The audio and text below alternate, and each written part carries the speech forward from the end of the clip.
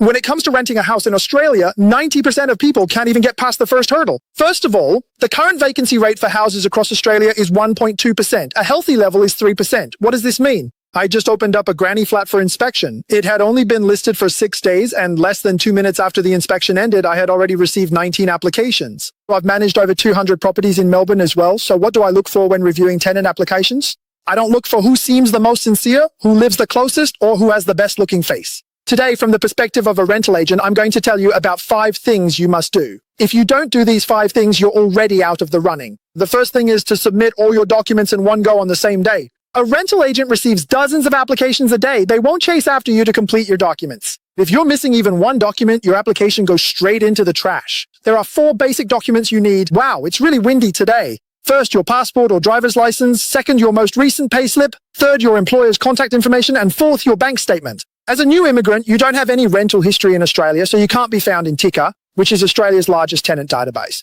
This makes agents feel uncertain about you, but there are some ways you can make up for this. So what should you do? If possible, get a reference letter from your overseas landlord, or if your employer can vouch for you, provide your employment contract and a letter of employment. Also, provide proof of your bank savings to show that your account has a balance equivalent to at least 6 months' rent. Once all your documents are complete, only then will agents like me proceed with the process. The second step is to look at your income.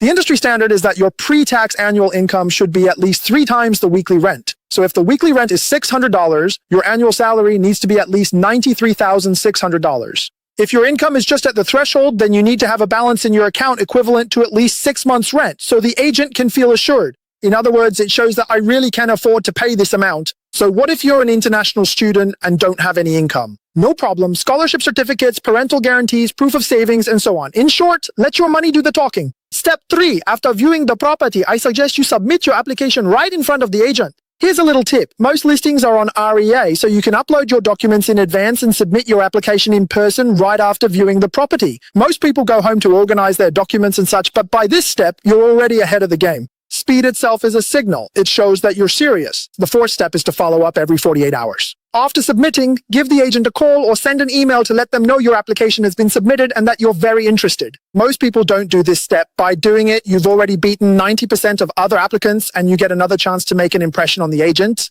When they're screening applications, they're more likely to choose someone they remember.